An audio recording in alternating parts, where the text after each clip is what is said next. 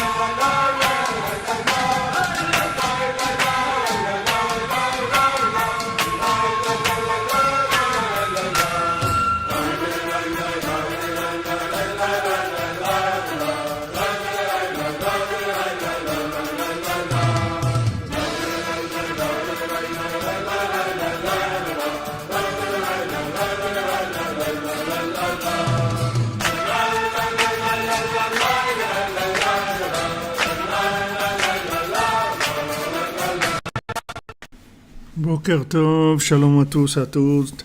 Bon après-midi plutôt. Tzoraim Tovim, Bezat Hashem. L'équipe de jour, nous.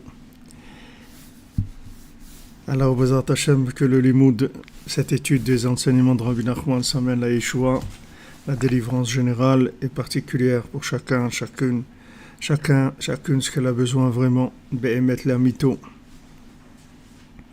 La refoua et les ivugim, la parnassa, le shalom bayit, les enfants, la joie de vivre, et comprendre les appels d'Hachem, se rapprocher plus du tzaddik, Bezat Hashem. Alors hier, on était dans notre étude toujours sur la Torah 54.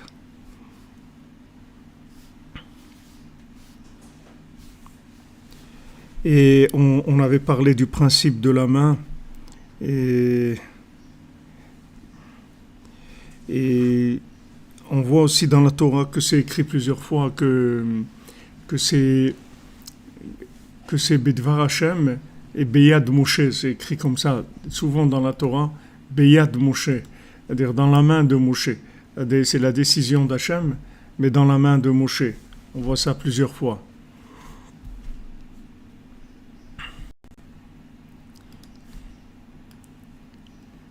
J'espère que ça marche sur YouTube, je vois que c'est un petit peu faible, j'espère que ça passe quand même.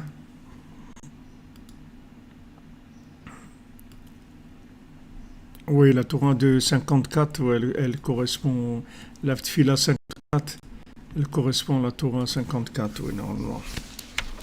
Dans la brochure, vous l'avez, si vous téléchargez la brochure, oui, c'est 54, oui. À la fin de la brochure, vous l'avez. C'est OK dans YouTube, merci. Est-ce que je vois que c'est un peu rouge le signal? Baruch Hashem. Ça marche. Donc on voit ce principe de la main que Beyad Moshe, c'est-à-dire dans la main de Moshe Rabbeinu. Donc on voit ce principe que la parole d'Hachem, elle passe par la main du tzaddik.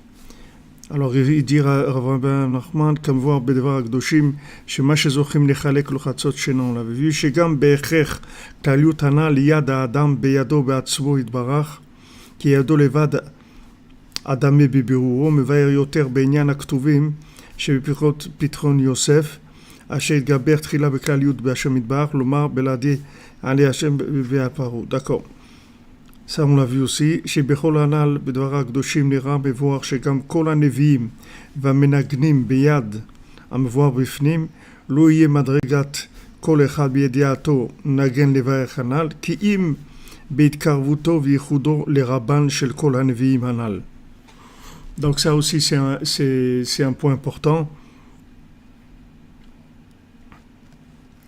Que maintenant, tous les musiciens, c'est-à-dire tous les musiciens de Gdusha, c'est-à-dire que tous ceux qui s'appellent des musiciens de Gdusha, c'est-à-dire quel est le musicien de Gdusha, c'est-à-dire ceux qui sont capables de faire sortir le roi Tova du roi Ra, c'est-à-dire dans l'imagination, ils arrivent à mettre à donner le souffle positif, c'est-à-dire à se faire sortir du souffle négatif et donner le souffle positif, c'est-à-dire ils arrivent à faire que les vaches grasses, elles arrivent à dominer les vaches maigres, comme on voit pour Shaoul, il a été obligé il était tellement triste avec tous les problèmes qu'il avait qu'il allait perdre sa royauté, qu'il avait besoin de quelqu'un qui lui joue de la musique, et en fait celui qui est venu lui jouer de la musique, c'était David Ameller.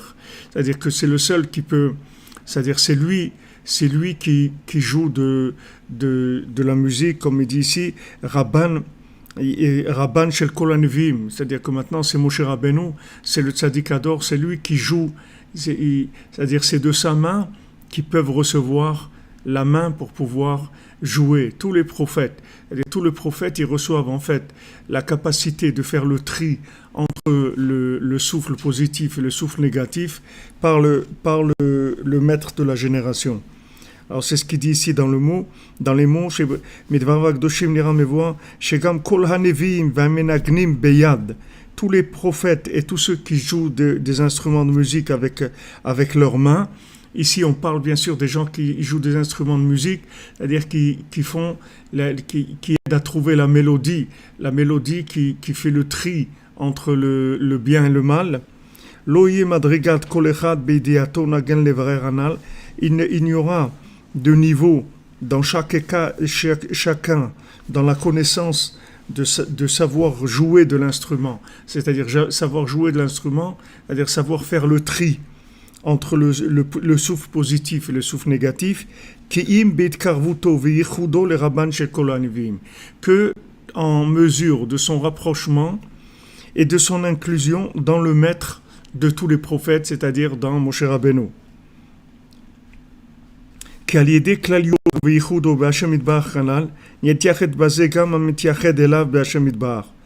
Parce que par le fait que maintenant le tzaddik il s'inclut et il se fusionne complètement dans Hachem, donc celui il s'inclut dans celui qui est inclus dans Hachem, alors lui aussi il est inclus dans Hachem. C'est-à-dire celui qui s'inclut dans le tzaddik, lui aussi il est inclus dans Hachem. C'est pour ça que je vous dis tout le temps, que, comme Rabbeinu dit, c'est-à-dire que le principal de tout, c'est le niveau de rapprochement du tzaddik. C'est-à-dire plus on va être proche du tzaddik, plus on va être proche de Rabbi Nachman, et plus on va s'inclure dans Hachem. Vraiment, comme Rabbeinu dit, si je sors quelqu'un de la boue, alors celui qui s'accroche à lui, je le sortirai aussi. Donc ça, c'est valable aussi par rapport au tzaddik lui-même. C'est-à-dire, si maintenant le tzaddik, il est arrivé à ce qu'il est arrivé, c'est-à-dire à s'inclure dans Hachem de la façon où il est arrivé à s'inclure, donc tout celui qui sera inclus en lui, il sera automatiquement inclus dans Hachem.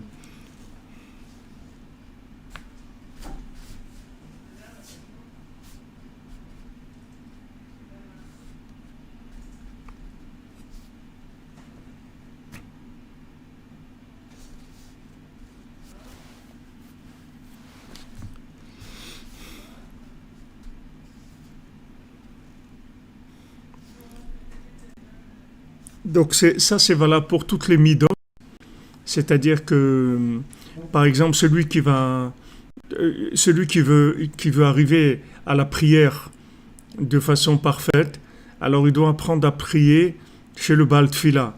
Il va aller chez le Baal Tfila, et le Baal Tfila, il va lui donner la méthode, il va lui apprendre à prier. Mais toute la méthode, elle n'est, si vous voulez, là où c'est très important, et c'est quelque chose de nouveau par rapport à ce que les gens pensent savoir, avoir compris dans le monde, c'est que le fait maintenant qu'on va chez le Baal Tfila, et que chez le Baal Tfila, on va apprendre à prier, en fait, la méthode qu'on va apprendre, le point principal de la méthode, c'est de recevoir la méthode du Baal Tfila lui-même, puisque c'est le niveau d'inclusion dans le Baal Tfila qui va donner la possibilité de pratiquer la méthode. Parce que maintenant, la méthode sans le Baal Tfila, ça vaut rien du tout. Ça vaut vraiment rien du tout. C'est-à-dire, ça va pas permettre de faire aucun bérou, aucun tri. Donc, c'est pour ça que le Baal Tfila, quand on le verra, Bezrat Hashem, dans les Sipurim Masiot, quand on en arrivera là, quand le Baal Tfila, il y a quelqu'un qui se rapproche de lui, la première chose qu'il fait, c'est qu'il le sort. Il le sort du contexte socio-économique ou socio-politique dans lequel il est. Et là, il lui apprend la méthode de la prière. Maintenant, il aurait pu lui faire des cours à l'université, là où il est. Il peut aller à la Sorbonne le soir et faire des cours de l'écouter de filote là-bas. Mais le Baal Tfila, il ne fait pas comme ça. C'est-à-dire que pour apprendre la méthode, il amène la personne chez lui d'abord. C'est-à-dire il la sort de son contexte et il l'amène chez lui. Et là, il lui apprend la méthode. Donc c'est exactement comme il a fait Yosef, c'est-à-dire que c'est lui qui a appliqué la méthode des vaches maigres et des vaches grasses. Il a compris ça par haut. Il a dit, il n'y a que toi en fait qui peut faire ça. Ce que tu dis là, c'est-à-dire si Hachem, il t'a fait savoir une chose pareille, ça veut dire que ce que tu dis là, ça vient d'Hachem. Et ça vient d'Hachem et ça passe par toi précisément. Donc ça, c'est le béaba de la Torah. C'est le début de la Torah. C'est-à-dire, si on n'a pas ça, si on croit que maintenant, la Torah, sans Moshe Rabbeinu, c'est possible, alors la personne, la personne se trompe. C'est-à-dire que maintenant, quand on dit Moshe Emet, Torato Emet, quand on dit dans le Bidvar Hashem, Beyad Moshe, dans la main de Moshe, ça veut dire que maintenant, Hashem, il utilise la main de Moshe. C'est-à-dire qu'en fait, la main de Moshe, c'est la main d'Hachem qui descend dans le monde de façon à pouvoir être accessible à chacun et à chacune d'entre nous. Donc ça, c'est fondamental dans le principe de la Torah. Ça, c'est quelque chose de fondamental. Si on n'a pas cette notion-là, on ne peut pas comprendre comment ça fonctionne. Parce que tout celui qui va essayer de se lancer en freelance, il va se casser le nez, il ne va pas y arriver. Et il ne va pas comprendre pourquoi. Il ne va pas comprendre pourquoi il n'arrive pas. Parce que la méthode est très simple. C'est-à-dire qu'on travaille, mais de la même manière que le Hachem, il se manifeste Beyad Moshe, alors Moshe, il se manifeste Beyad un tel ou un tel de la yeshiva des cordonniers. C'est à travers lui que le tzaddik il va agir dans le monde. Maintenant, comment le tzaddik il agit dans le monde? Selon combien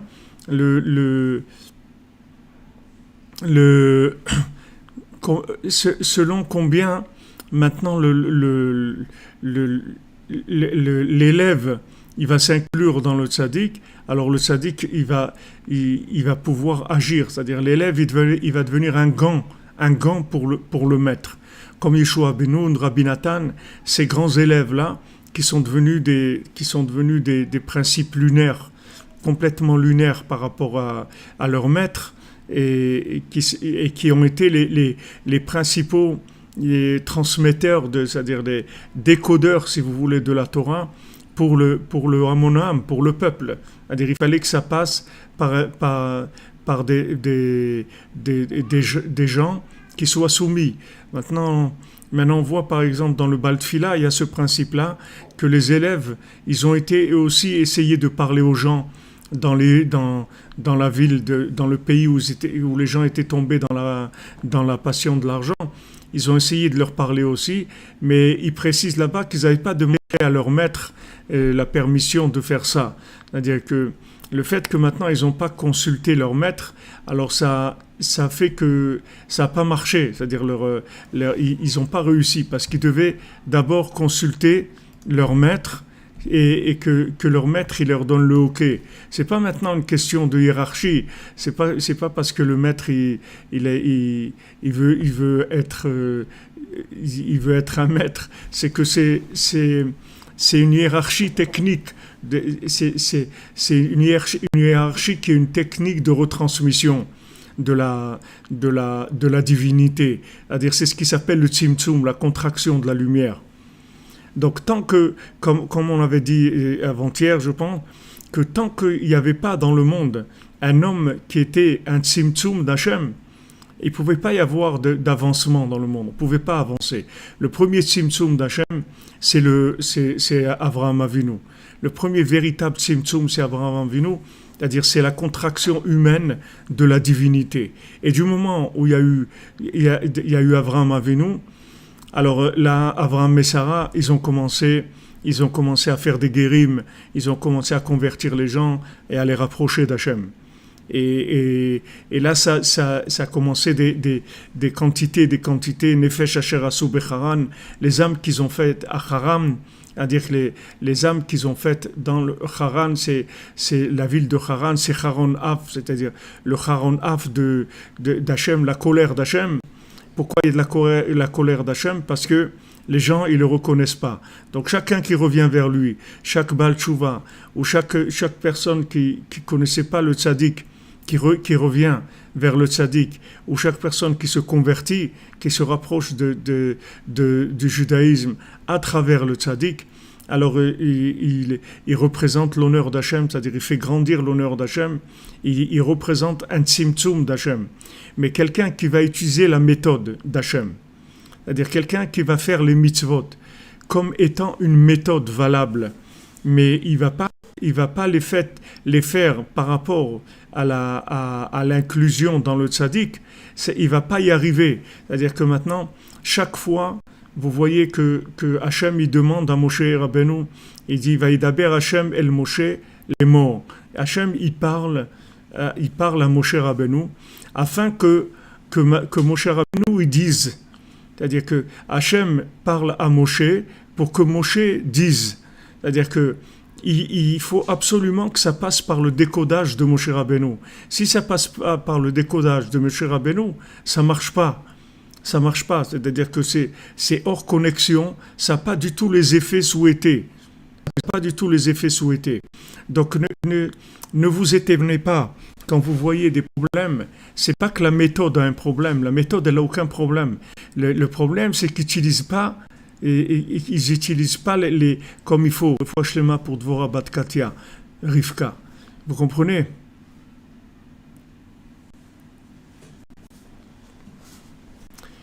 Est-ce que le dernier mur n'est pas un obstacle à l'évolution du peuple qui demande qu'à avancer? Je sais pas ce qui c'est je sais pas quel est le dernier mur dont vous parlez. Leilou Nishmat Josette Rivka Bat Sarah. Elle a été enterrée ce matin. Que je beaucoup ils reçoivent son âme, que le tzaddik qui s'occupe d'elle.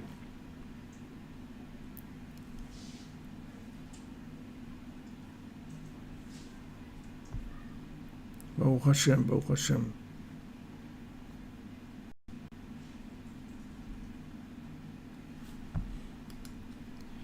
Oui, c'est ce que vous demandez qu'il y avait Avraham Avinu bien avant Moshe Rabbeinu. Bien sûr qu'il y avait Avraham Avinu bien avant Moshe Rabbeinu. Seulement le niveau d'inclusion, merci Célestin, le niveau d'inclusion, si vous voulez, d'Avraham Avinu, c'est pas le niveau de Moshe Rabbeinu. Je vous l'ai dit, Avraham Avinu, il s'arrête quand il va défendre Sdom, il s'arrête à 10. Et en fin de compte, il n'arrive pas à faire en sorte qu'il n'y a pas la dissolution de Sdom. Mais si vous voulez, le tzaddik, il doit avoir confiance en lui, qu'en fait, il peut absolument tout obtenir d'Hachem. Il peut obtenir l'adoucissement total de la rigueur, 100%. C'est ce que Rabbi Nachman il a obtenu. C'est pour ça que Rabbi Nachman il a dit j'ai terminé et je vais terminer, j'ai gagné et je vais gagner. C'est-à-dire que Rabbi Nachman, par rapport à la différence aux autres parties de Moshe Rabbeinu et même aux tzadikim qu'il y avait avant, même Noach et Avraham Avinu et tous les tzadikim qu'il y a eu avant, c'est que Rabbi Nachman il est arrivé à une conscience 100% qu'il est capable d'obtenir tout d'Hachem. Parce que c'est ça qu'Hachem il veut. Hachem il veut que le tzaddik il ait tous les pouvoirs de réparation possibles. Parce que Hachem il ne peut pas intervenir directement par rapport à l'individu si l'individu n'est pas méritant. Dès qu'on rentre dans le domaine en direct avec Hachem, on est obligé de passer par des tribunaux et des jugements. Parce que dès qu'on veut avoir affaire à Hachem directement, on passe par une méthode qui est la méthode de la création, où maintenant il faut absolument respecter les règles du jeu. Mais quand on passe par le tzaddik, il n'y a pas besoin de respecter les règles du jeu du tout. Le tzaddik, il fait ce qu'il veut. Il n'a pas besoin de respecter les règles du jeu. Pourquoi? Parce qu'il a tous les pouvoirs d'Hachem, mais c'est un être humain. C'est un être humain. C'est un fils d'une maman. C'est une maman qui l'a enfanté. Il est né comme un être humain. Et il est un être humain. Il mange, il dort, il ressent la douleur de chacun. Il est proche de chacun. C'est un humain, avant tout. Et le fait que c'est un humain qui s'est inclus dans l'infini, ça lui donne tous les pouvoirs. C'est-à-dire, il peut tirer d'Hachem ce qu'il veut. C'est pour ça que Moshe Rabbeinu, quand Hachem il dit on détruit le peuple après le veau d'or, il dit il n'y a pas de destruction, il y a pas, on continue, c'est tout. On continue avec eux dans l'état où ils sont, avec tous les problèmes qu'ils ont, avec toutes les révoltes qu'ils ont, avec tous les nerfs qu'ils ont, avec tous les plaisirs et les désirs qu'ils ont, on fait la route avec eux, on continue avec eux. Il n'y a personne qui sera exclu. Ça, c'est le principe de Moshe Rabbeinu. Mais ce principe-là, de façon parfaite, c'est que Rabbi Nachman qui est arrivé. Parce que Moshe Rabbeinu, il n'est pas arrivé à élever le Erev Rav. Le Erev Rav, c'était tous les gauchos, tous les gauchistes d'Égypte, tous les gauchistes, tous les gens d'extrême gauche d'Égypte, c'était le Erev Rav. Et Moshe Rabbeinu n'est pas arrivé à les connecter. Il n'est pas arrivé à les connecter. C'est au contraire eux qui ont déconnecté le peuple. C'est à cause d'eux qu'il y a eu tous les problèmes dans le désert, etc. C'est-à-dire, Moshe Rabbeinu, il a vu en eux des gens très grands qui étaient emprisonnés dans l'addiction de l'Égypte, mais à un très haut niveau, pas au même niveau que le Béné Israël. Les Béné Israël, ils avaient une addiction au niveau de la consommation. Mais eux, les Erev Rav, c'était des intellos, c'était des gens qui étaient dans un niveau d'idolâtrie, de philosophie très très raffiné en Égypte. Et eux, quand ils ont vu la lumière de Moshe Rabbeinu, ils ont voulu se rapprocher. Seulement, Moshe Rabbeinu n'avait pas la maîtrise de la 50e porte pour pouvoir les inclure. Donc ça fait que lui-même, il a perdu son pouvoir de la 50e porte, parce que du moment où il ne le maîtrisait pas, il les maîtrisait pas totalement. Alors ils l'ont fait tomber. Hachem lui a dit Red, descends, Kishichet Amecha. Ton peuple a fauté. Rachid explique ton peuple. Ton peuple, ça veut dire le Erev Rav, tu as voulu faire sortir d'Égypte. Je t'avais dit non, et toi tu as voulu quand même. Voilà, sache que eux maintenant ils vont te faire tomber à toi. Non seulement tu n'es pas arrivé à les inclure, mais ils vont te faire tomber. Alors le Moshe Rabbeinu descend à cause de ça. Maintenant, après, quand il revient sous la forme de Rabbi Shimon, du Harizal et du Baal Shem Tov, alors il y a une progression dans ce sens-là. C'est-à-dire, le Rabbi Shimon Bar Yochai et le Harizal, ils arrivent à faire descendre beaucoup plus de miséricorde, c'est-à-dire ils arrivent à faire inclure la miséricorde d'Hachem dans les zones plus basses, le Baal Shem Tov encore plus, puisque le Baal Shem Tov, il vient pour le peuple, pour aider le peuple, dans les zones les plus basses, il fait descendre les secrets de la Torah dans les supermarchés, c'est-à-dire dans les endroits qui sont les endroits populaires. Et après, Ve'at alit al kulana, comme il y a écrit dans Eshet Raïl, Ve'at alit al kulana, et toi, tu es monté au-dessus de tous. Et ils expliquent là-bas que Rabbeinu, il est venu, et il est arrivé au-dessus de tous les tzadikim, c'est-à-dire il est venu avec la neshama de Moshe Rabbeinu de façon complète. Et là, c'est fini. Il n'y a plus personne qui va être rejeté. Il n'y a plus personne. C'est-à-dire qu'il n'y a aucune possibilité de lumière cachée, de destruction, de révolte, de philosophie, de tout ce que vous voulez, qui va pouvoir résister à la lumière de Rabbi Nachman, aux réparations de Rabbi Nachman. C'est-à-dire pourquoi ? Parce que c'est la main d'Hachem Mamash, donc n'importe qui sera inclus dans la miséricorde d'Hachem. Maintenant, on attend juste pourquoi maintenant ça dure, c'est uniquement justement parce qu'on attend tout le monde, tous les retardataires, ils doivent rentrer après la récréation. On a sonné aujourd'hui on a sonné la cloche pour la sonnerie de la récréation. On attend les retardataires qui rentrent. Mais la méthode, elle est parfaite. Et même la méthode de rapprochement à Rabbi Nachman aussi, elle sera incontournable. C'est-à-dire que les gens aussi, ils vont reconnaître aussi Rabbi Nachman en tant que Moshe Rabbeinu des dernières générations. Comme il a dit lui-même, après moi, il n'y aura personne, et c'est moi qui m'occuperai de vous jusqu'à la fin.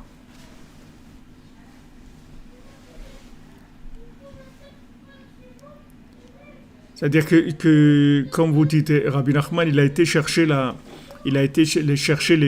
les tables de la loi qui ont été brisées Et en fait, la Torah de Rabbi Nachman, c'est les premiers, c'est les premières louchot, c'est-à-dire c'est les premières tables avant qu'elles étaient brisées, pas les deuxièmes. Donc il n'y a personne qui pourra résister aux premières tables. Elles n'ont pas pu descendre parce que il y avait une incapacité de Moshe Rabbeinu d'inclure les gens dans Hachem malgré qu'ils avaient fait le veau d'or. Malgré qu'ils avaient fait le veau d'or, c'était possible eux aussi de les inclure tout de suite. Mais il n'a pas pu, et à cause du fait qu'il y avait le poids du Erev Rav, il n'a pas pu parce que le Erev Rav, il a pesé de l'autre côté et ça a été difficile, mais il a sauvé le peuple déjà, qu'il n'y a pas eu de destruction. Ça, c'est déjà énorme. Il a sauvé le peuple parce que du moment où maintenant le peuple est resté vivant, donc tout était réglé. Après, il y a eu le Mishkan. Après, il y a eu Mamash, tout, vous voyez, dans tout le Mishkan, il n'y a rien qui se fait si ce n'est pas Moshe Rabbeinu qui intervient. Rien, le Mishkan ne fonctionne pas tant que ce n'est pas Moshe Rabbeinu qui le fait fonctionner. Il n'y a rien, même que quand tout est prêt, tout a été fait, tout était parfait, mais si Moshe Rabbeinu ne connecte pas, il n'y a pas, même le Mishkan, il ne bouge pas, il ne se passe rien avec le Mishkan. Si ce n'est pas Moshe Rabbeinu qui le met en place, c'est-à-dire qu'il le connecte pour que la Shrina elle puisse résider dans le Mishkan, pour qu'Hachem il puisse résider dans le Mishkan. Donc ça, si vous voulez, c'est fondamental. C'est-à-dire que si quelqu'un ne sait pas ça, ou si quelqu'un il n'accepte pas ça, alors c'est dommage parce qu'il va travailler dans de l'illusion, il va travailler dans de l'imagination, il va travailler dans de l'illusion. Mais ça ne sera pas de la véritable connexion. C'est-à-dire qu'il va travailler dans l'illusion du fait qu'il pense qu'il est en train de pratiquer la méthode, comme ceux qui en Égypte, ils ont gardé du blé, ils ont écouté la méthode. Quand Yosef a parlé avec Paro, ils ont voulu conserver le blé, tout le blé a pourri parce que il n'y a que le blé que Yosef a gardé, a dit de garder, qui est resté. Pourtant, il n'y avait rien de spécial, il n'y avait pas un conservateur numéro A942 ou un truc, il n'y avait rien du tout. Le seul conservateur qu'il y avait, c'est l'alliance Brit Melach Olam, l'alliance du sel, que le sel c'est un conservateur. Alors l'alliance du sel, ça veut dire c'est l'alliance du tzaddik qui fait que les choses sont connectées à Hachem et donc elles ne peuvent pas pourrir, elles ne peuvent pas être atteintes par le mal. Donc ici, Rav Ben Nachman, il le dit clairement que Aliédé Klaliuto Vichudo Be'Hashem Itbarach Kanal, par le fait que maintenant le tzaddik s'inclut dans Hachem, Nitiached Bazé Gam Hamitiached Elav Be'Hashem Itbarach. Alors celui qui va s'unir dans le tzaddik, lui aussi va s'unir dans Hachem. Donc en fait, tout dépend du côté du tzaddik, combien le tzaddik monte vers Hachem, combien il s'inclut dans l'infini, et à notre niveau, à nous, combien on s'inclut dans le tzaddik. Donc il n'y a pas de question, à se poser, comment je vais faire, comment je vais pas faire, comment je vais faire pour réussir ma vie, qu'est-ce que ça va être ma vie, etc. Il y a pas, comme je vous ai dit cette nuit, il faut pas se poser des questions, il faut agir, c'est tout. Agir comment? Se rapprocher du tzaddik, c'est tout. Quand on a du temps, on se rapproche du tzaddik, c'est tout. On étudie la Torah du tzaddik, on allume pour une veilleuse pour le tzaddik, on fait les conseils du tzaddik, mais en attachement au tzaddik, comme on a notre ami David Serrero, toujours qui nous fait la connexion, le blé connecté, comme vous dites David, ce qui nous fait la connexion, parce que quand on va faire le cours, on va étudier, il faut qu'on soit connecté, parce que sinon notre étude, elle va pas avoir de mise à jour. Ça va être une étude qui va être comme le blé du peuple, pas le blé de Yosef. Nous, on veut le blé de Yosef. Et le blé de Yosef, il faut qu'il vienne du stock de Yosef. Il faut pas qu'il vienne de notre stock à nous. On peut étudier la Torah, mais il faut toujours étudier la Torah avec la connexion à celui qui a donné la Torah. Sinon, c'est pas possible, ça va pas marcher. Et Rabbeinu il conseille ça même pour n'importe quel livre qu'on va étudier de Torah. Il dit de s'attacher à celui qui a écrit le livre. C'est-à-dire que si vous voulez étudier le Shulchan Aruch de Rabbi Yosef Karo, il faut s'attacher à Rabbi Yosef Karo. Pourquoi? Parce que si maintenant le Shulchan Aruch il est descendu par Rabbi Yosef Karo, ça veut dire que quand Hachem a voulu révéler le Shulchan Aruch dans le monde, il a utilisé la main de Rabbi Yosef Karo. Donc c'est dans sa main que se trouvent toutes les explications du Shulchan Aruch. Et si vous voulez bien comprendre le Shulchan Aruch, qu'est-ce que ça veut dire bien comprendre? C'est-à-dire avoir un Shulchan Aruch connecté. Alors à ce moment-là, il faut que vous passiez par celui qui a écrit le Sefer. C'est-à-dire quand vous vous attachez à celui qui a écrit le Sefer, le livre, vous avez des chances de pouvoir bien comprendre le livre. C'est-à-dire que dans ce que vous allez étudier, ça va vous donner une connaissance connectée. Une connaissance connectée, ça veut dire une connaissance vivante, une connaissance adaptée à là où vous vous trouvez, une connaissance avec de l'énergie, avec de la joie, avec de la force d'agir. Avec la force d'agir, c'est-à-dire avec la force de pratiquer la connaissance elle-même, de la vivre. C'est pas une connaissance tam, c'est de la connaissance vécue. C'est ça que le tzaddik, quand il donne de la connaissance, il donne pas que la connaissance. Il donne la connaissance avec les moyens de pratiquer cette connaissance-là.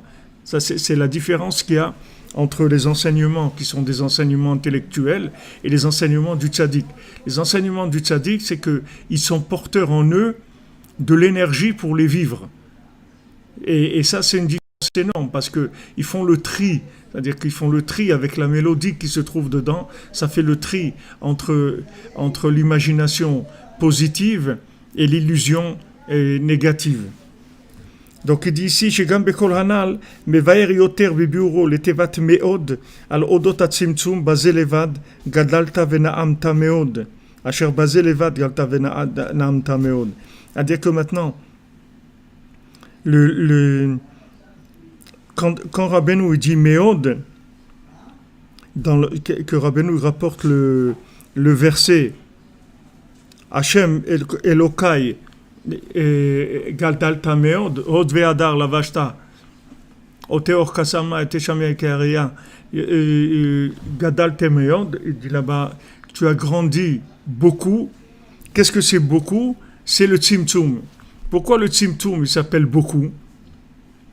Normalement, quand vous dites contraction, quand vous dites en français la contraction de quelque chose, donc vous attendez tout de suite à moins.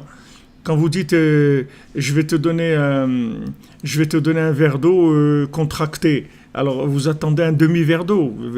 Non, ici, la contraction s'appelle méode. Pourquoi ça s'appelle méode? Parce que quand ça passe par le gant, ça devient la perfection de la révélation. C'est-à-dire que ça donne toutes les possibilités de la révélation, puisque c'est complètement adapté à la personne. Donc c'est le top pour la personne, c'est le maximum. Donc quand on dit Gadalta Meod, que Meod c'est le Tzimtzum, pourquoi le Tzimtzum il s'appelle Meod? Parce que c'est ce qui permet à Hachem de se révéler Meod beaucoup, c'est le Tzimtzum. C'est-à-dire d'avoir le langage, la méthode adaptée à chacun, à chacune, c'est ce qui va permettre à Hachem de se révéler complètement. Donc quand on dit Gadalta, Hachem, tu as grandi, mais Od, c'est le Tzimtzum, ça veut dire que quand maintenant tu passes par le gant de Moshe Rabbeinu, alors tu deviens Meod.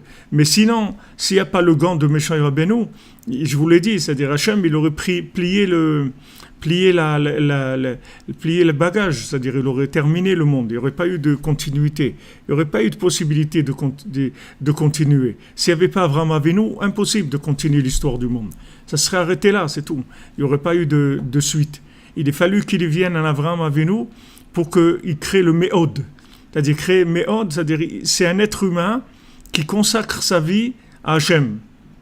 Donc du moment où cet être humain il a consacré sa vie à Hachem, Hachem il a trouvé une résidence en bas dans l'humain et à travers lui il va faire ce qu'il a à faire dans le monde. Mais comme je vous ai dit, Avraham Avinu n'est pas arrivé à avoir assez confiance en lui. Et bon, il venait d'une famille d'idolâtres, il a passé des problèmes et c'était pas facile pour lui. Et aussi il a pas tellement tellement écouté Sarah, il n'était pas très très connecté avec Sarah. Donc, bien sûr, dans tout ce que je vous dis, c'est prendre des pincettes. Je parle un langage imagé. C'est des Radjesham, c'est les Avraham Avinu, tous c'est des sommités de l'humanité. On peut même pas imaginer qui c'est. Mais quand je parle comme ça, c'est pour utiliser au niveau de l'exemple, pour qu'on puisse comprendre ce qui se passe. C'est-à-dire que aussi un des problèmes qu'il avait Avraham Avinu, c'est qu'il n'avait pas qu'il avait pas avec Sarah, il n'avait pas le shalom bayit amiti, c'est-à-dire il avait pas de soumission à Sarah, parce que Sarah en prophétie, elle était plus grande qu'Avraham Avinu. Sarah, elle était plus prophète qu'Avraham Avinu. Et si Avraham Avinu, il avait écouté Sarah, alors il y aurait eu moins de problèmes. Beaucoup moins de problèmes, ça veut dire qu'il aurait plus confiance en lui. Et quand il ne pouvait pas avoir d'enfant et qu'il a dû passer par Agar pour avoir un enfant, elle lui a dit, Sarah, elle lui dit, tu sais pourquoi? C'est parce que quand tu pries pas qu'on ait des enfants, tu pries que tu aies des enfants. Tu m'as pas inclus dans ta prière. C'est-à-dire, tu vivais pas avec moi. Tu fais ton service divin. Il y a beaucoup de gens, ils servent Hachem, ils étudient la Torah, etc. Mais ils sont pas avec leur femme quand ils font ça. C'est-à-dire, leur femme, elle n'est pas inclue dans leur étude, elle n'est pas inclue dans leur prière, elle n'est pas inclue dans leur travail, elle n'est pas inclue dans leur vie. Ils ont une vie de couple, mais ça veut dire que elle fait son travail, lui fait son travail, même s'ils sont gentils, ils sont sympas, ils se respectent, tout ce que vous voulez. Mais ils ne sont pas fusionnés. Et s'ils ne sont pas fusionnés, l'homme, il va beaucoup manquer, parce qu'il ne va pas être Adam. Il va être Ish peut-être, mais il ne sera pas Adam. S'il veut être Adam, il faut qu'il soit connecté avec sa femme tout le temps. Il faut qu'il soit tout le temps connecté avec sa femme. Il faut savoir que ce qu'il fait, c'est avec sa femme qu'il le fait, même si elle n'est pas à côté de lui. Mais c'est avec elle. Et il n'imagine pas prier, dire à Hachem, donne-moi des enfants, ou donne-moi de la parnassa, ou donne-moi ça, il faut qu'il dise, donne-nous ça. Parce que dans sa façon d'exprimer, on va voir comment il vit la chose. Et Avraham Avinu, quand il priait pour avoir des enfants, il priait pour lui. Il demandait, Hachem, s'il te plaît, donne-moi un enfant. Mais s'il avait dit, donne-nous un enfant, ça aurait été complètement différent. Parce que Sarah, elle avait la possibilité, en fait, de lui enlever l'emprise de l'Avodah Zara qu'il avait en lui.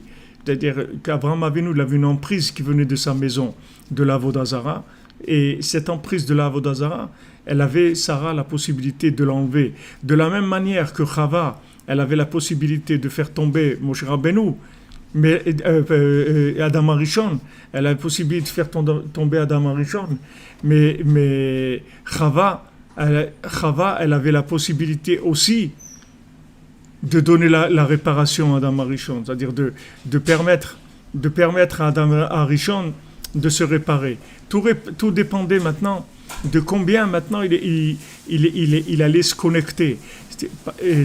C'est écrit que après la faute de Adam et Chava, Adam il était fâché avec Chava, parce que quand même c'était pas facile. C'était pas facile. On peut même pas imaginer ce que ça veut dire. On parle comme ça, mais on ne sait pas ce que ça veut dire. Comme épreuve, c'était une épreuve terrible. Mais maintenant, qu'est-ce qu'il devait faire? Normalement, après avoir mangé, après que les deux ils ont mangé, il fallait et que Adam Arishon, il a vu la catastrophe de ce qu'ils avaient fait. Que Hachem il lui a dit tout ce qu'il lui a dit. Qu'est-ce qu'il aurait dû? Il aurait dû prendre Chava et ils auraient dû danser tous les deux. Ils auraient dû prendre une enceinte Bluetooth et mettre une bonne musique Breslev et danser. Et d'ailleurs, ce qui est écrit, que Adam Arishon, qu'est-ce qu'il a sauvé? Mizmor Shir le Yom HaShabbat. C'est le chant de Mizmor Shir le Yom HaShabbat, le chant du Shabbat, c'est ça qu'il a sauvé. Mais pendant 120 ou 130 ans, je ne me rappelle pas le chiffre exactement, je crois que c'est 120 ans, Adam Arishon, il était avec des démons. Il a été pris dans la tristesse, il était avec des démons pendant 120 ans. Alors que si, après la faute, après toute cette catastrophe-là, il avait pris sa femme et ils avaient dansé, ils avaient fait une bonne danse ensemble, et il dit, eh ben, qu'est-ce que tu veux? Qu'est-ce qu'on peut faire de toute façon? Maintenant, il s'est passé ce qui s'est passé, alors viens, on va danser, on va chanter, et on va, avec ce qu'il y a maintenant, on va reconstruire, on va faire ce qu'on peut. Alors s'il avait fait ça, le monde, il aurait été complètement différent, complètement différent. Mais le problème, c'est que lui, il s'est fâché. Il dit, regarde, qu'est-ce que tu m'as fait? Et truc. Je ne sais pas s'il lui a dit ça, mais en tout cas, son attitude, elle a traduit qu'il n'était vraiment pas content qu'il y ait eu ça. Et donc, du moment où il s'est déconnecté de Chava, il s'est connecté avec des démons. Et il est resté connecté avec des démons pendant 120 ans. Et avec tout ce que ça a entraîné comme catastrophe dans le monde, le fait qu'il a été connecté avec ces démons-là. Donc, cette notion-là, c'est-à-dire de Méod, elle se trouve dans la maison, c'est-à-dire que Gadalta c'est l'homme, Méod c'est la femme, c'est-à-dire que dans le Tzimtzum de la femme, dans le Tzimtzum que la femme, ce qu'elle représente dans la maison, le Tzimtzum, c'est-à-dire la contraction de la lumière divine, avec les deux, c'est possible de faire des choses extraordinaires. Seulement, il faut être vraiment ensemble. Et la plupart des gens, ils ne savent pas qu'est-ce que c'est le Shalom Bayit. Ils croient que le Shalom Bayit, c'est moi, je fais ce que j'ai à faire, je prends mes responsabilités, je fais mon devoir, et toi, tu fais le tien. Voilà, on fait chacun, on fait notre travail, et Bezat Hashem, ça va bien marcher, etc. Mais c'est pas comme ça. C'est pas comme ça que ça marche. Pourquoi dans les entreprises aujourd'hui, ils font tout le temps des réunions et tout? Avant, ils ne faisaient pas ça. Avant, dans les entreprises, ils ne faisaient pas des réunions. Chacun, il faisait son boulot, c'est tout. Mais maintenant, ils se sont rendus compte que ce n'est pas comme ça. Ça ne marche pas comme ça. Que si maintenant, il n'y a pas tout le temps des réunions entre tout le personnel de l'entreprise, ça ne marche pas. Et non seulement des réunions, mais ils font des sorties, ils vont manger au restaurant ensemble, ils font des week-ends ensemble, des sorties, des trucs et tout, pour qu'il y ait aussi un rapport entre tous les employés qui soient en dehors complètement du contexte du travail. Complètement. C'est-à-dire qu'il n'a rien à voir avec le travail qu'ils font.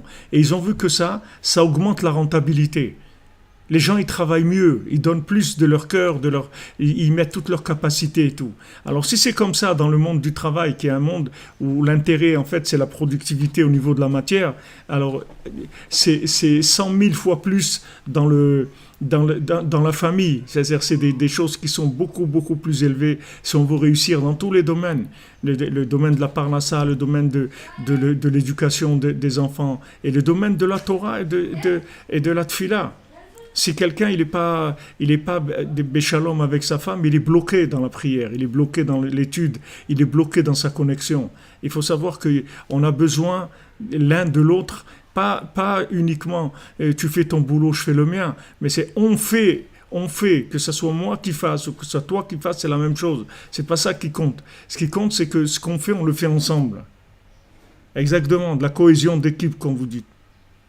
La cohésion d'équipe.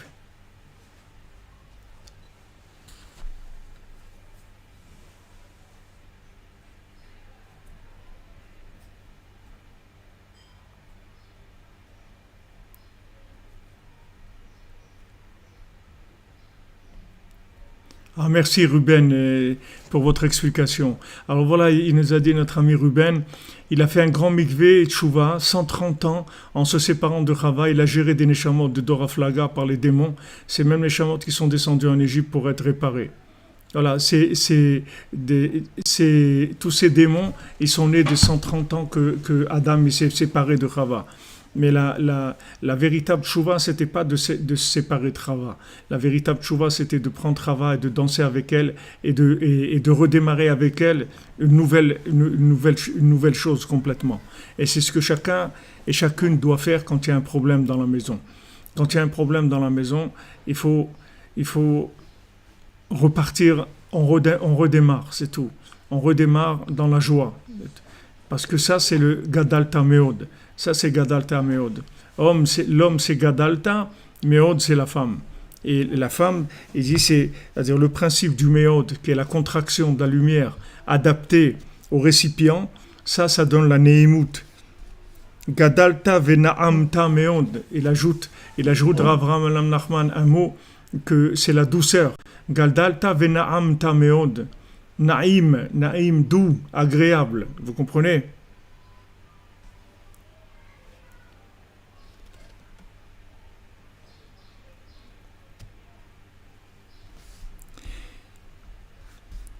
Alors, dans le Hod Kavav, lettre 26, dans la page 73, chez Bedavar Akatouv, Velizocho Zikaron Ben Enecha.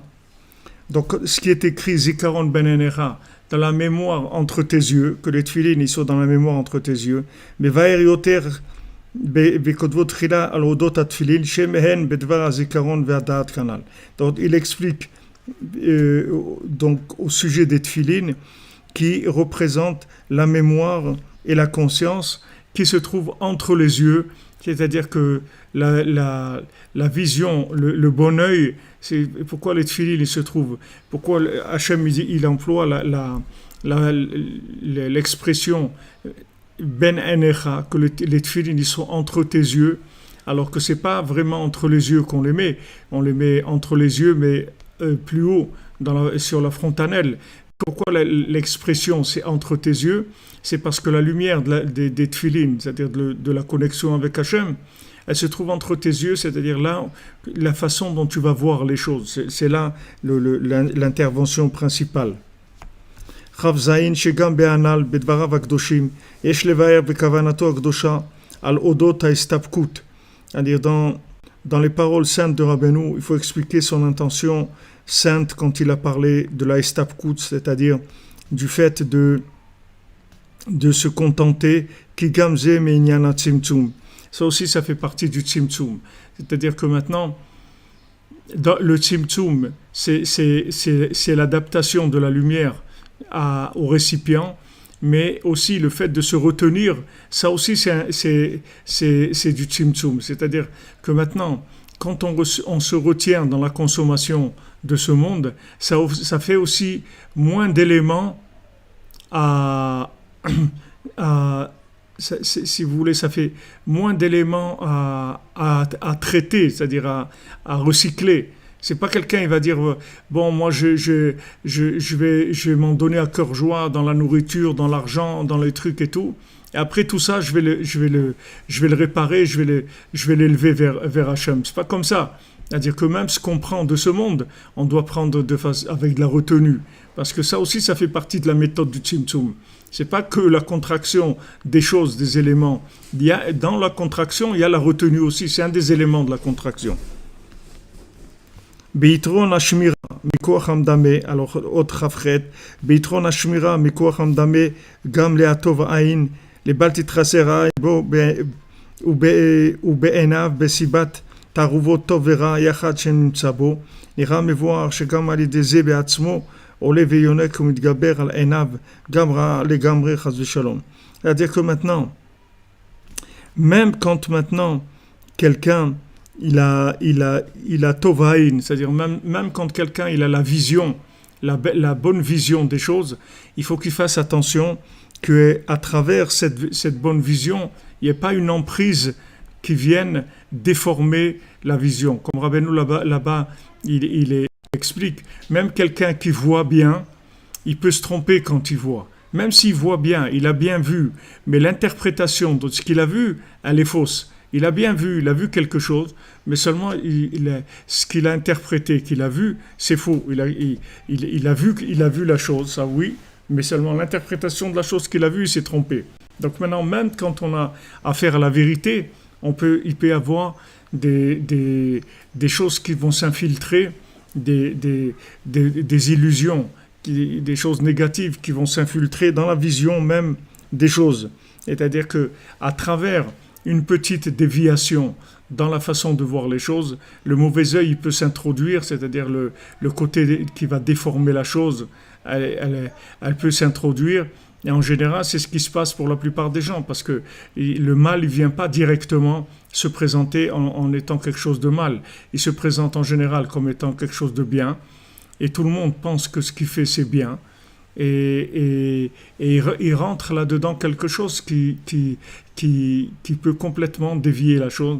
Et notamment, comme il l'a dit Rav Nachman, au sujet de la marloquette, de la dispute, etc., qui rentre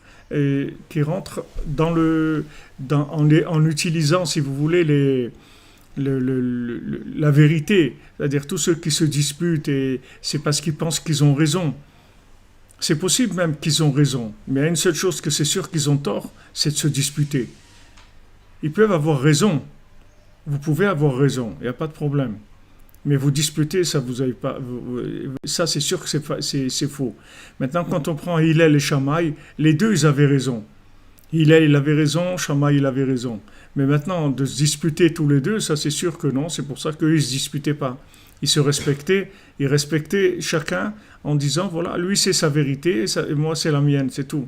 Mais je ne vais pas devenir comme lui, je ne vais pas devenir comme moi, chacun il a sa vérité, mais on ne va pas se disputer.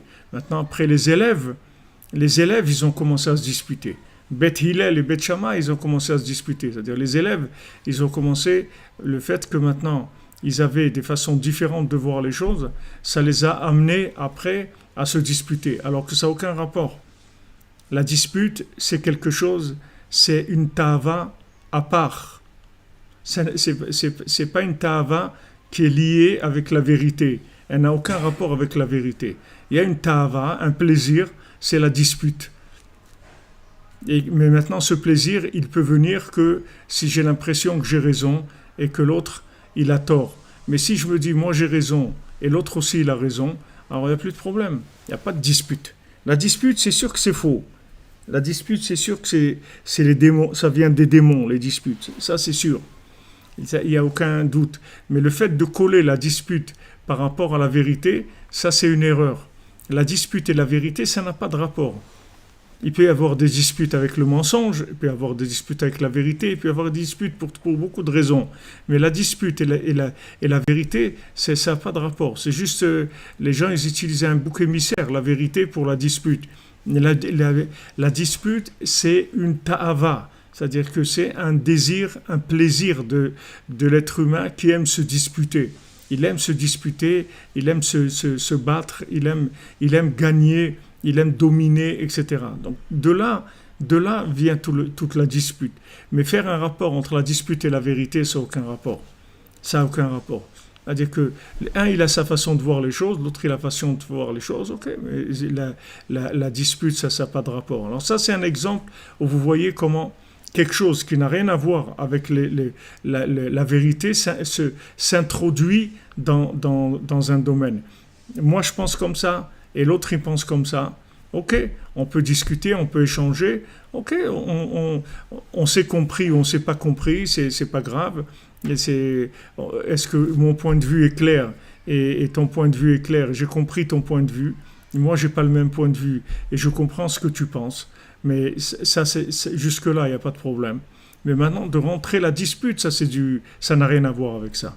Maintenant, le Yetzer Hara, il rentre comme ça. C'est-à-dire, il vous rentre des choses qui n'ont rien à voir avec le contexte. Ils n'ont rien à voir avec le contexte. Quelqu'un, il va prendre un café, mais il faut qu'il prenne une cigarette quand il prend le café. Ça n'a pas de rapport, la cigarette et le café. Quel rapport il y a du café avec une cigarette? C'est pas tous les gens qui boivent des cafés qui prennent des cigarettes. C'est pas obligé. C'est pas parce que je bois un café que je suis obligé de fumer. Mais chez des gens, ça se colle comme ça. Il y a des éléments qui se collent les uns aux autres. Mais ils n'ont pas de rapport. C'est des rapports imaginaires. C'est de l'illusion totale. Ça n'a aucun rapport. Vraiment aucun rapport. Et comme ça, il y a beaucoup de choses où on fait des collages entre des attitudes, certaines attitudes, on fait un collage. C'est-à-dire on amène un élément, on amène un autre, on le fait passer avec. On le fait passer avec, c'est-à-dire on le prend en autostop dans le voyage avec nous. Mais il n'a pas de rapport.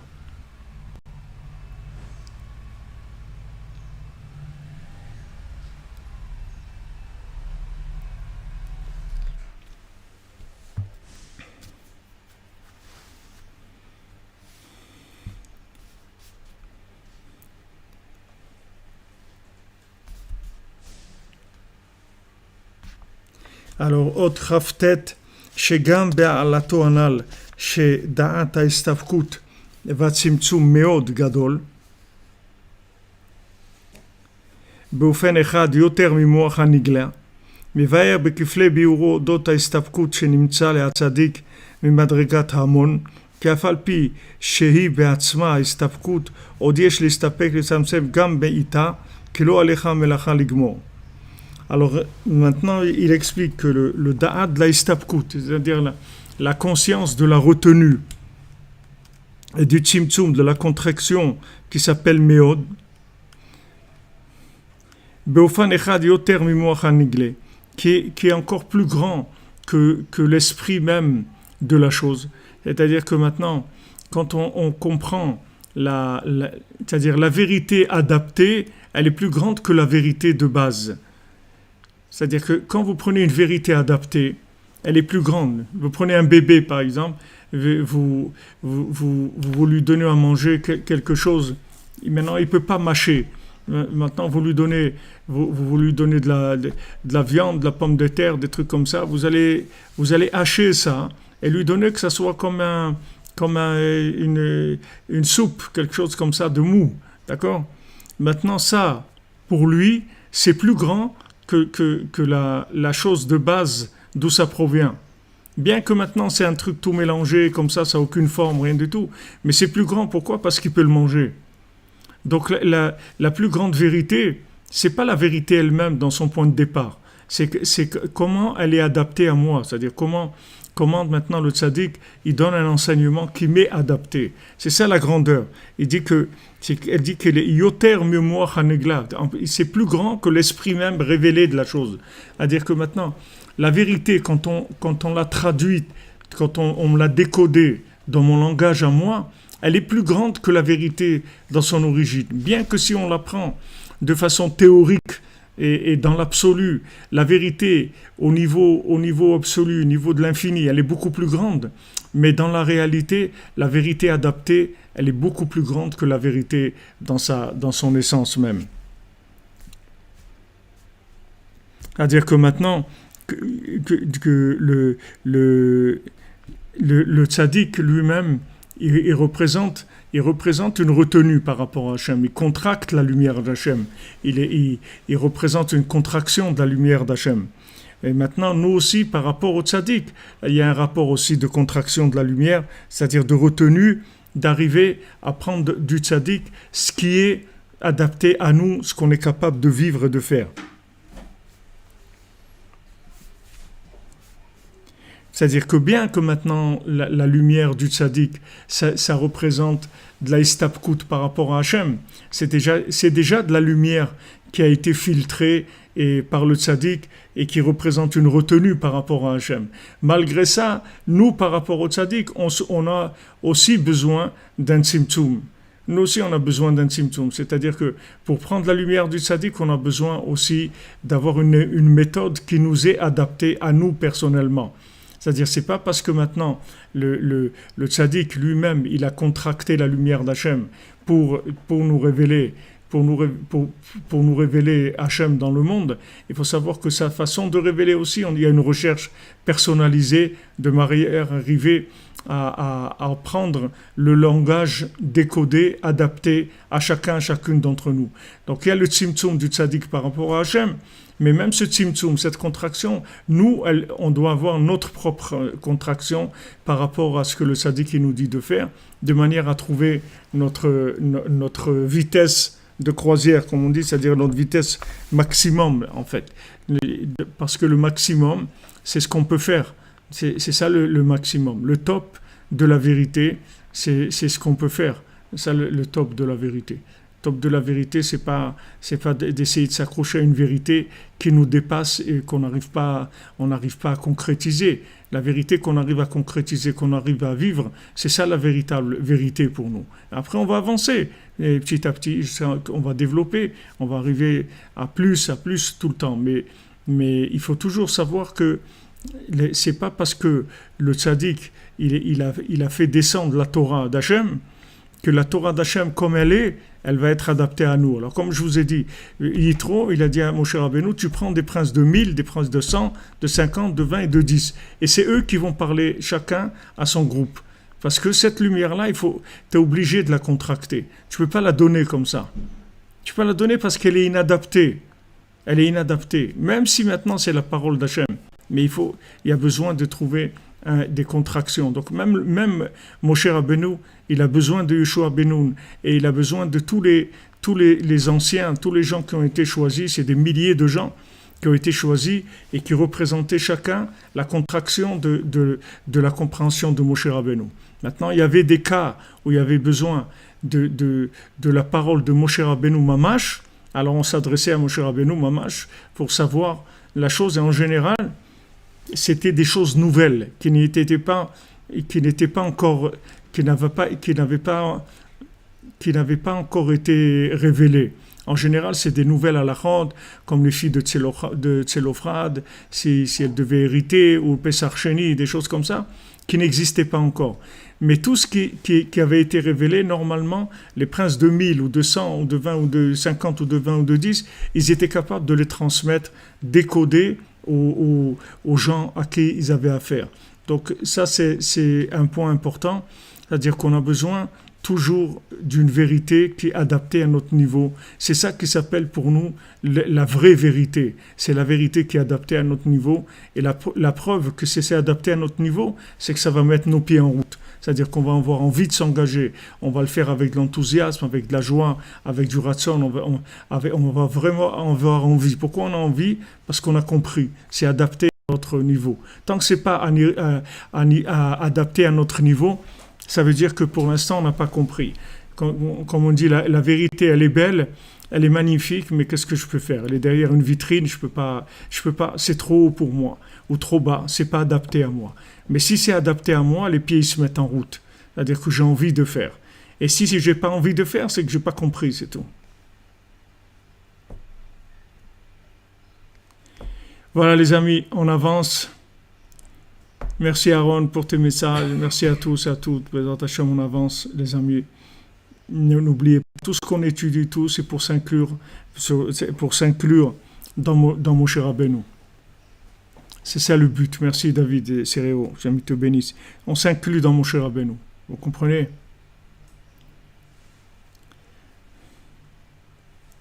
Voilà, exactement. Comme dit Talina, la véritable vérité, la véritable vérité, c'est celle qu'on vit dans la joie, exactement.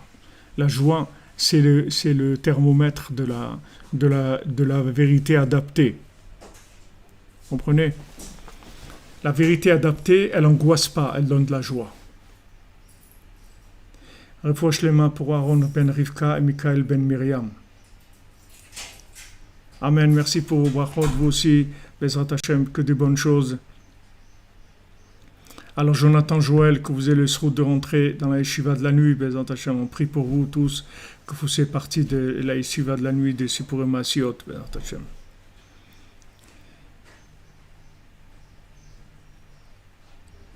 Amen, merci pour vos brachot. On avance les amis, on avance. Leouni Nishmat, Chana Batflecha, Nishmata, Bezrat Hashem, que Rabbeinu il a place de son endroit dans le Gan Eden. Oui, exactement. Mon cher Rabbeinu, il connaissait les gens, il savait à qui il avait affaire. Merci à vous, les amis. C'est vous qui êtes c'est vous l'ampoule. Rabbeinu, il amène le courant électrique. Et nous, on est des ampoules, on éclaire. On essaye de se soumettre à l'électricité pour éclairer. La nuit, le cours en ce moment, c'est à 3h30, heure de Jérusalem, 2h30, heure de Paris. Bientôt, Inch'Allah, comme tu dis, Vezant Hashem, c'est pas tzaddik. Inch'Allah, Vezant Hashem, que je nous aide. Que des bonnes nouvelles, Amen, merci. Que des bonnes nouvelles, les amis.